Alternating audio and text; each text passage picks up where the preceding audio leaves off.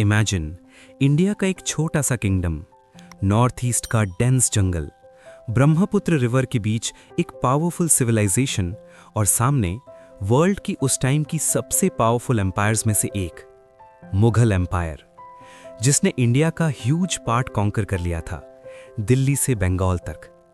लेकिन एक जगह मुगल्स को बार बार डिफीट का सामना करना पड़ा।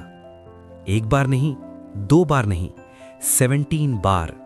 और जो एम्पायर उन्हें रोक रहा था उसका नाम था अहोम एम्पायर, एक ऐसा किंगडम जिसके बारे में इंडिया के हिस्ट्री बुक्स में बहुत कम बात होती है। लेकिन अगर सच देखा जाए तो ये किंगडम 300 इयर्स तक मुगल्स के एक्सपेंशन को रोकता रहा। ये स्टोरी है स्ट्रैटेजी की, ज्योग्राफी की, गेरिला वॉरफेयर की और एक ऐसे लीडर की जिसने इम्पॉसिबल को पॉसिबल कर दिया। 13th सेंचुरी, एक प्रिंस जो आज के म्यांमार रीजन से आया था, उसका नाम था सुकाफा।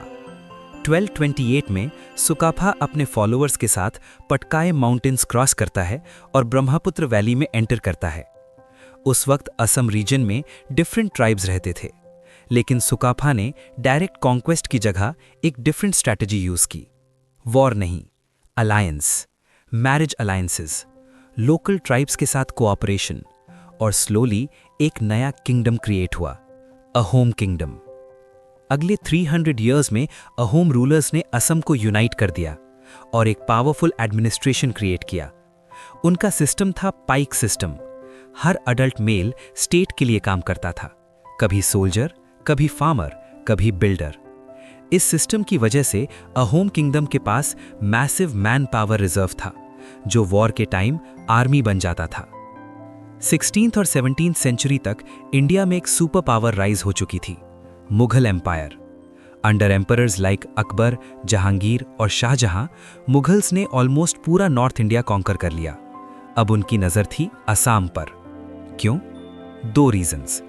पहला, ब्रह्मपुत्र वैली ट्रेड रूट्स के लिए इंपॉर्टेंट थी। दूसरा, असम में नेचुरल रिसोर्सेज और फर्टाइल लैंड था। मुगल्स ने फर्स्ट मेजर इन्वेजन लॉन्च किया। उन्हें लग रहा था ये एक छोटा किंगडम है, इजी विक्ट्री होगी। लेकिन उन्हें पता नहीं था कि वो इंडिया के सबसे टफ बैटलफील्ड में एंटर कर रहे हैं। असम की ज्योग्राफी एक नेचुरल फोर्ट्रेस थी, डेंस फॉरेस्ट्स, फ्लड प्लेन्स और powerful river system, Brahmaputra river.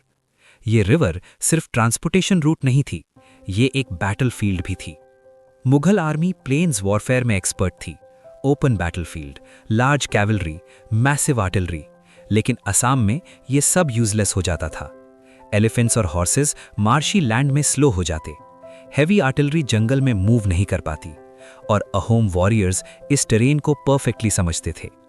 वो यूज करते थे guerrilla warfare, sudden ambush, night attacks, supply lines destroy करना और एनिमी को स्लो करना।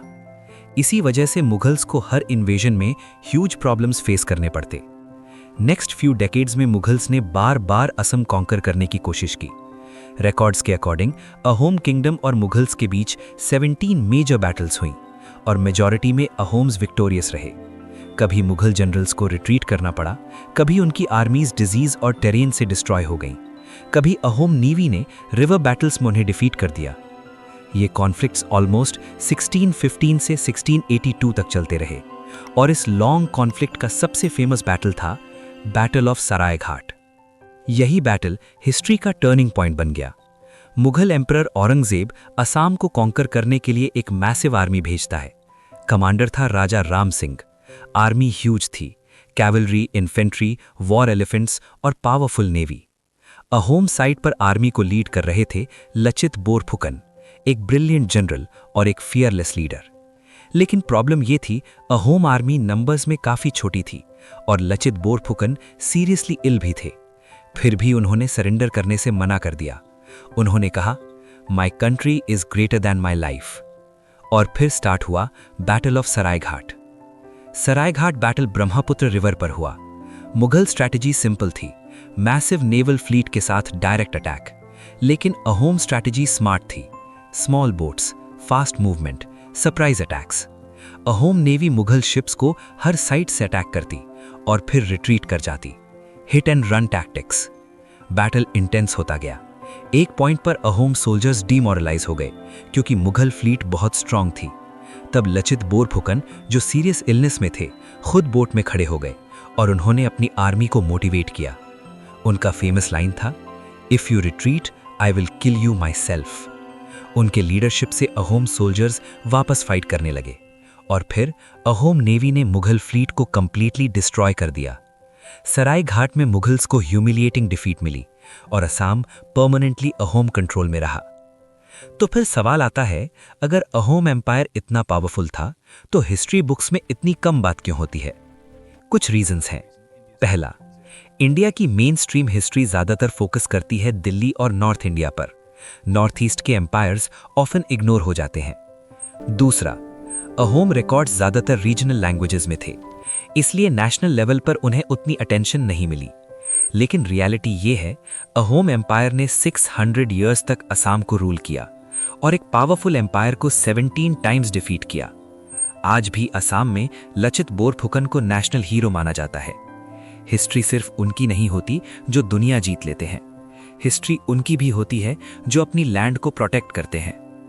अहोम एम्पायर शायद दुनिया का सबसे फेमस एम्पायर नहीं था, लेकिन उन्होंने एक चीज प्रूव कर दी, कभी कभी स्मॉल किंगडम्स भी ग्रेट एम्पायर्स को रोक सकते हैं, अगर स्ट्रैटेजी, यूनिटी और लीडरशिप स्ट्रांग हो।